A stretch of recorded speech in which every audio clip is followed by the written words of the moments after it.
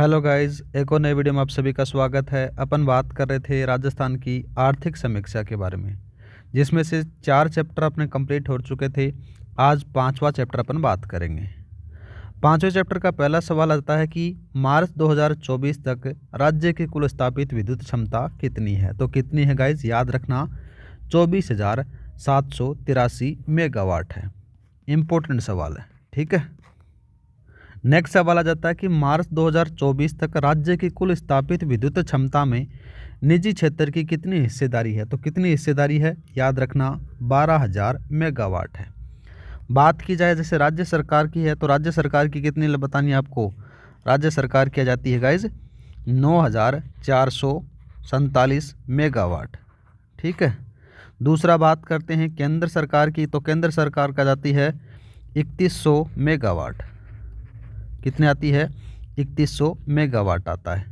और जो निजी क्षेत्र की है वो 12,000 मेगावाट आपको पता ही है, ठीक है। नेक्स्ट क्वेश्चन आ जाता है कि राज्य सरकार ने 810 मेगावाट और 2000 मेगावाट क्षमता के सौर ऊर्जा संयंत्र और सौर ऊर्जा पार्क की स्थापना कहाँ स्वीकृत की है। तो कहाँ पर की है, याद रखना यह है पुंगल।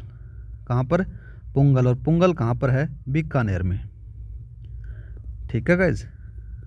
तो ये आ जाता है Bikaner, option number C. Next सवाल आ जाता है कि राज्य की विद्युत आपूर्ति में किस ऊर्जा का अधिकतम हिस्सा है। तो किस ऊर्जा का है, याद रखना ये तापीय ऊर्जा का सबसे ज़्यादा है, ठीक है। नेक्स्ट सवाल आ जाता है कि 2023-24 के बजट के अनुसार बाड़मेर में प्रस्तावित लिग्नाइट पावर प्लांट की क्षमता क्या है। तो कितनी है गाइज, याद रखना वो आ जाती है 1100 मेगावाट। ये प्रस्तावित है, याद रखना। नेक्स्ट बात करते हैं पीएम सूर्य घर मुफ्त बिजली योजना के संबंध में निम्नलिखित कथनों पर विचार करें।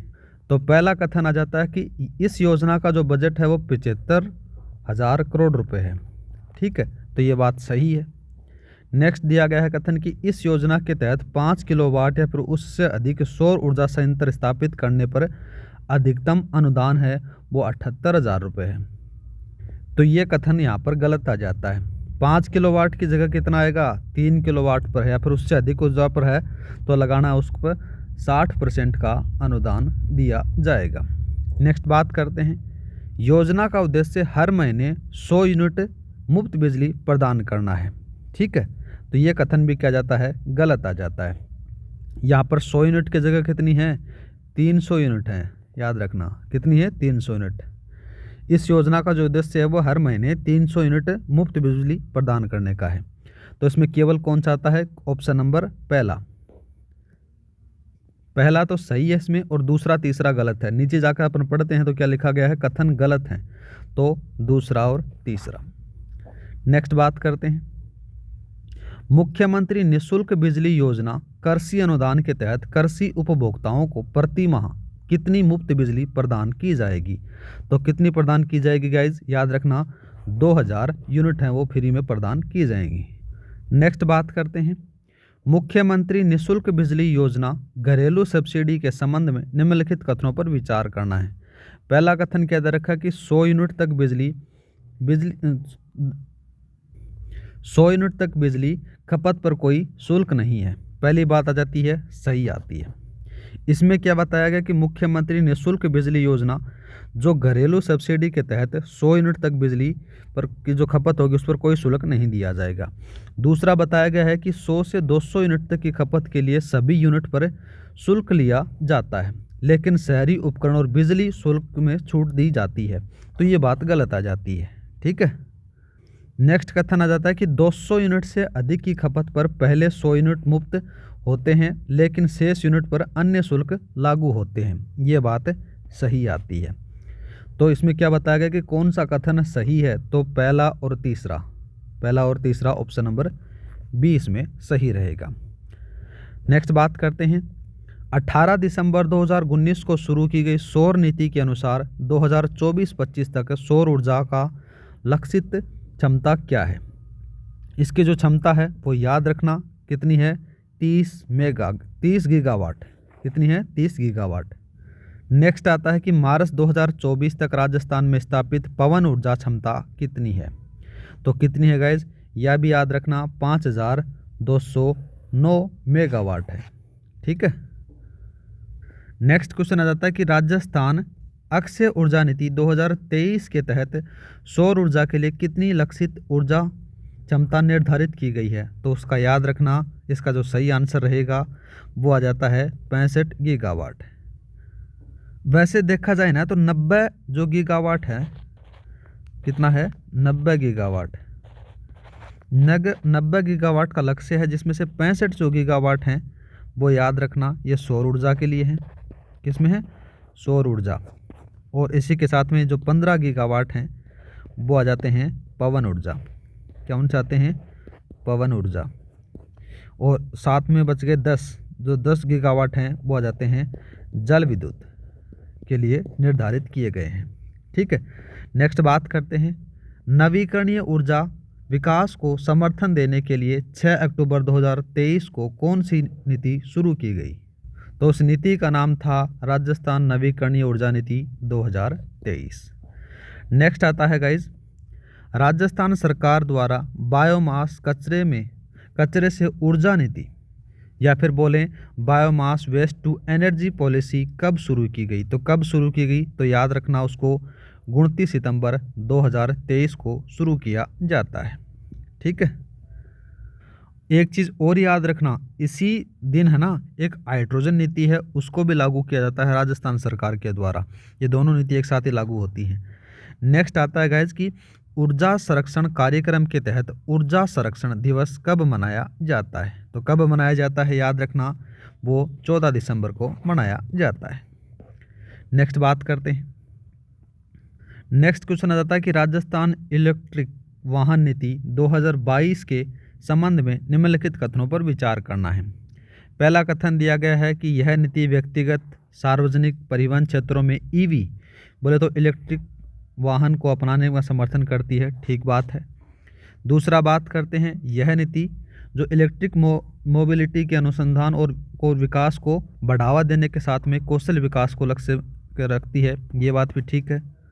नेक्स्ट आता है कि यह नीति राज्य में इलेक्ट्रिक वाहन निर्माण के लिए कोई प्रोत्साहन प्रदान नहीं करती, गलत आती है। इसमें क्या था कि यह नीति है जो राजस्थान में इलेक्ट्रिक वाहनों और बैटरियों के निर्माण को प्रोत्साहन करने के लिए RIPS 2019 के तहत प्रोत्साहन प्रदान करती है। तो यहाँ पर ये वाला जो है वो गलत आ जाता है। इसमें पूछा गया कि कथन सही कौन से हैं, तो पहला और दूसरा सही है, ऑप्शन नंबर ए। नेक्स्ट बात करते हैं, नवीनतम आर्थिक सर्वेक्षण के आंकड़ों के अनुसार राजस्थान में कितने प्रतिशत गांव सड़कों से जुड़े हुए हैं। तो कितने प्रतिशत हैं याद रखना, वो 90% है। नेक्स्ट क्वेश्चन आ जाता है कि सड़क प्रकारों का उनकी संबंधित लंबाइयां को मिलान करना है। राष्ट्रीय राजमार्ग है ना, राष्ट्रीय राजमार्ग वो कितने हैं गाइज, तो याद रखना जो राष्ट्रीय राजमार्ग आते हैं वो 10,778 आते हैं, 789 आते हैं, 78 नहीं है। ठीक है। ऑप्शन नंबर इसमें थर्ड वाला जाता है। राज्य राजमार्गों के बारे में बात करें तो 17,348 आते हैं, ये वाला इससे।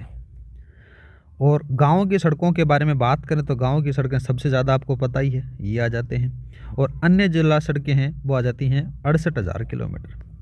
इस प्रकार से इनको बता सकते हो। तो इसमें से कौन कौन सा सही रहेगा गाइज, इसमें जाता है ए में तीसरा, तो ए में तीसरा ये वाला। ठीक है। नेक्स्ट बात करते हैं कि राजस्थान को भारत की एक्सप्रेसवे राजधानी बनाने के लिए टास्क फोर्स कब स्थापित की गई। तो कब स्थापित की गई, तो याद रखना वो 5 फरवरी 2024 को की जाती है। नेक्स्ट आता है कि प्रधानमंत्री ग्राम सड़क योजना कब शुरू की गई। तो प्रधानमंत्री ग्राम सड़क जो योजना है वो कब शुरू की जाती है, वो 25 दिसंबर 2000 को की जाती है। नेक्स्ट आता है कि प्रधानमंत्री ग्राम सड़क योजना के तहत केंद्र और राज्यों के बीच में जो वित्त पोषण पैटर्न है वो क्या है, 60-40 का है। कितना है, 60-40 का। वैसे बात की जाए तो देखो प्रधानमंत्री ग्राम सड़क जो योजना है उस पैटर्न के अंदर से 60-40 है, जिसमें शुरुआत कब की जाती है, 25 दिसंबर 2000 को की जाती है, जिसमें से 60% जो योगदान रहता है वो केंद्र सरकार का रहता है और 40% जो रहता है वो राज्य सरकार का रहता है। ये वाला इम्पोर्टेंट सवाल है। भारतमाला परियोजना के तहत दिल्ली वडोदरा ग्रीनफील्ड एक्सप्रेसवे की लंबाई कितनी है? तो 374 है। कितनी है? 374। ठीक है।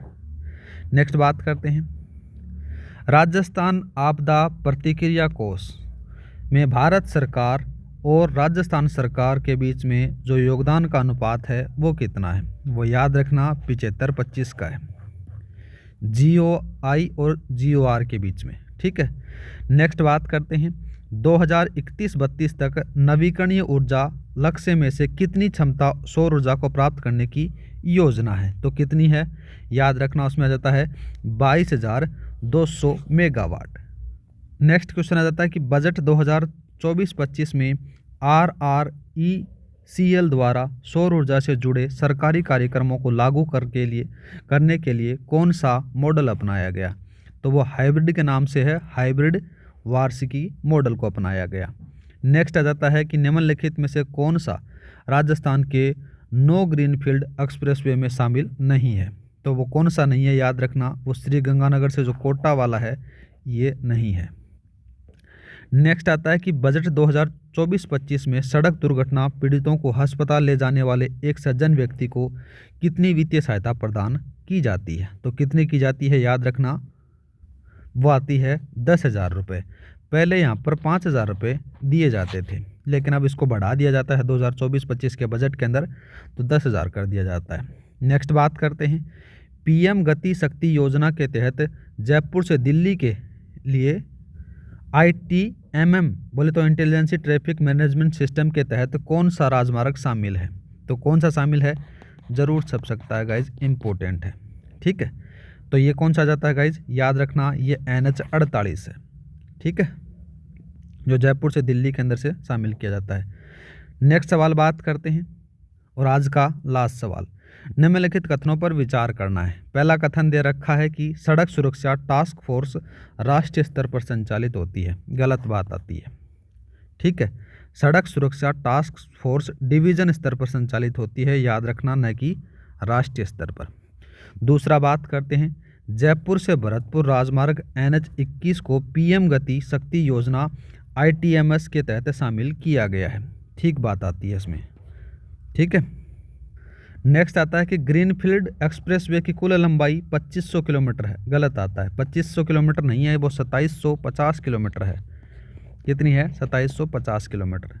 तो इसमें जो सही आंसर निकल कर आया आपके पास में ओनली ये वाला। ठीक है, तो ऑप्शन नंबर C इसमें सही रहेगा। इसी के साथ में ये क्लास यहीं समाप्त करते हैं, मिलते हैं नेक्स्ट वीडियो में।